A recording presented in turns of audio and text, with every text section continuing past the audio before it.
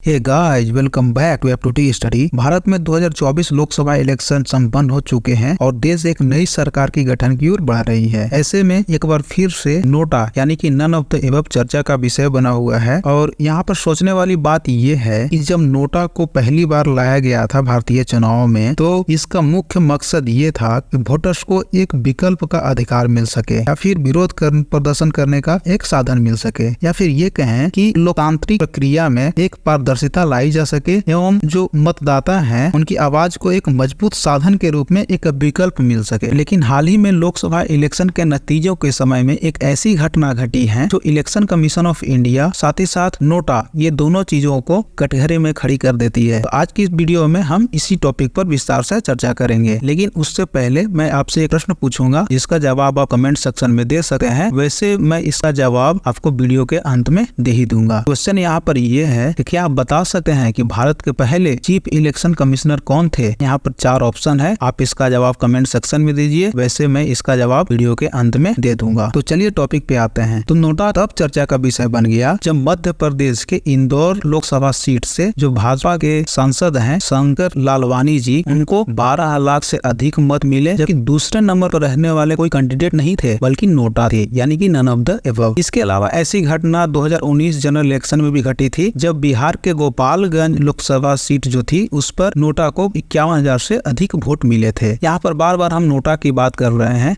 तो नोटा आखिर है क्या? नोटा यानी कि नन ऑफ द एबव एक ईवीएम या मतदान पत्र पे अंकित एक विकल्प है। जैसे कि आप यहाँ पे देख रहे हैं, ये सब कैंडिडेट्स के नाम है और यहाँ पर अंत में एक नोटा का ऑप्शन है जिसे किसी भी उम्मीदवार को मत न देने की एवज में हम चुन सकते हैं। यह उम्मीदवारों के प्रति आपका समर्थन न व्यक्त करने का अधिकार आपको देती है। यह हमारी गोपनीयता के साथ साथ उम्मीदवारों की अस्वीकरण के अधिकारों का भी समर्थन करती है। जो नोटा है, ये ऑप्शन को पहली बार 2013 में यूज किया गया था जब सुप्रीम कोर्ट ने इलेक्शन कमीशन ऑफ इंडिया को ये निर्देश दिए थे कि अब से इलेक्शन में नोटा एक ऑप्शन रहेगा जिस पर लोग अपना मतदान कर सके। और इसे पहली बार स्टेट के इलेक्शन में यूज किया गया था 2013 में ही, जब छत्तीसगढ़, राजस्थान, मध्य प्रदेश, मिजोरम और एक यूनियन टेरिटरी दिल्ली में इलेक्शन हुए थे।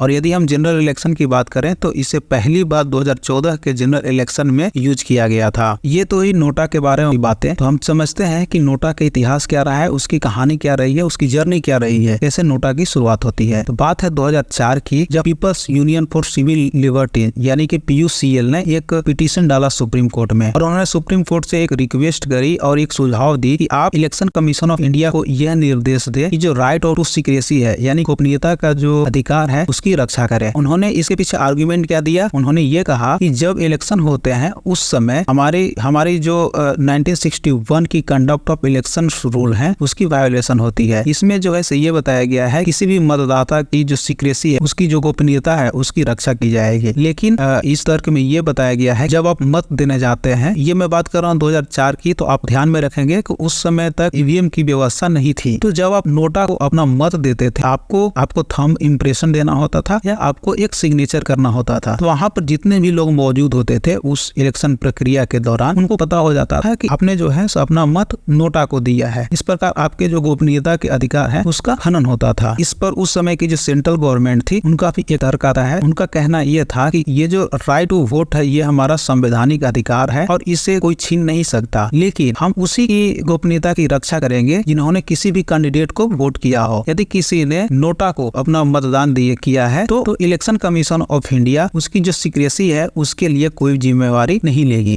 लेकिन सुप्रीम कोर्ट के 3 जजेज की एक बेंच ने इस पर अपना वर्डिक्ट सुनाया और उन्होंने ये कहा कि चाहे जो भी हो, किसी भी मतदाता की जो सीक्रेसी है उसको मेंटेन की जाएगी, चाहे उन्होंने नोटा को ही वोट क्यों न दिया हो या फिर किसी कैंडिडेट को दिया है। सुप्रीम कोर्ट ने यह निर्णय सुनाने को लेकर के इलेक्शन कमीशन ऑफ इंडिया की 2001 में लिखी गई एक पत्र जो उन्होंने ministry of law and justice को लिखी थी उसका आधार बनाया। उसमें इलेक्शन कमीशन ऑफ इंडिया ने कुछ सुझाव दिए थे ministry of law and justice को। उसमें पहला सुझाव ये दिया गया था कि देखिए, मैं अभी बात कर रहा हूँ 2001 की, तो उस समय ईवीएम नहीं थी। तो उस समय election of commission of India ने ministry of law and justice को एक सुझाव दिया, यदि हमें वोटर्स की जो प्रिवेसी है उसको मेंटेन करनी है, उनकी गोपनीयता की अधिकार की रक्षा करनी है, तो हमें ईवीएम जैसे मशीन लाने होंगे। साथ ही साथ उन्होंने ये भी कहा इससे जो है सो जो लोग नोटा को अपना मत देना चाहते हैं वो निडर होकर मत देंगे, और यदि लोग नोटा को ज्यादा प्रीफर करेंगे वोट देना तो पॉलिटिकल पार्टी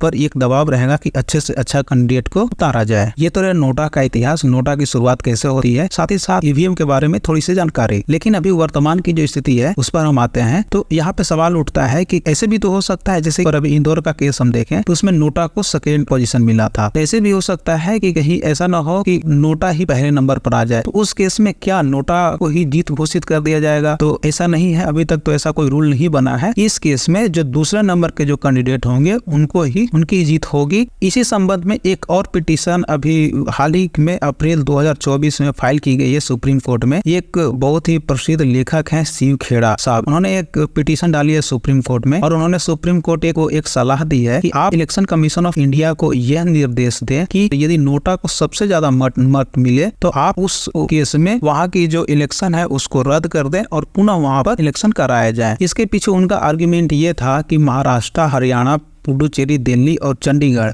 ये जो स्टेट और यूनियन टेरिटरीज हैं, इनकी जो अपनी इलेक्शन कमीशन है वो उनकी जो नियम है उसको फॉलो करना चाहिए। तो इनके इलेक्शन कमीशन का नियम क्या है, किसी भी जगह पर इलेक्शन होता है वहां पर नोटा को सबसे ज्यादा यदि वोट मिलते हैं तो उस केस में उस इलेक्शन को रद्द कर दिया जाएगा और दोबारा से वहां पर इलेक्शन कराए जाएंगे। इसके अलावा जो खेड़ा साहब हैं उन्होंने जो पिटीशन डाली उसमें एक और बातें बताई गई है कि यदि नोटा जीत जाता है कहीं से तो उस केस में वहां पर जितने भी कैंडिडेट इलेक्शन में थे उन सबको 5 सालों के लिए बैन कर देना चाहिए। खैर ये पिटीशन तो अभी सुप्रीम कोर्ट में ही है, इसकी सुनवाई अभी हो रही है, लेकिन समय समय पर इलेक्शन कमीशन ऑफ इंडिया को नोटा को लेकर के काफी क्रिटिसिज्म का भी सामना करना पड़ता है। एक बात ये आती है कि आपने तो नोटा का एक ऑप्शन दे दिया कि यदि आप किसी कैंडिडेट को पसंद नहीं करते हैं तो नोटा का सिलेक्शन आप कर सकते हैं, लेकिन इसका कोई कंक्रीट रिजल्ट निकल कर नहीं आता, क्योंकि ये तो केवल एक दिखावे के लिए हो गई। तो इस पर विचार करने की जरूरत है। तो चलिए अब आते हैं आज के प्रश्न पर कि क्या बता सकते हैं कि भारत के पहले चीफ इलेक्शन कमिश्नर कौन थे? तो पहले चीफ इलेक्शन कमिश्नर थे सुकुमार सेन, और ये अशोक कुमार सेन एक इकोनॉमिस्ट थे, और VS रमा देवी ये भारत की पहली महिला चीफ इलेक्शन कमिश्नर थी, और ये जो राजीव कुमार है ये भारत के वर्तमान चीफ इलेक्शन कमिश्नर हैं। तो आपको इस टॉपिक के बारे में अच्छे से क्लैरिटी मिल गई होगी। तो वीडियो देखने के लिए धन्यवाद।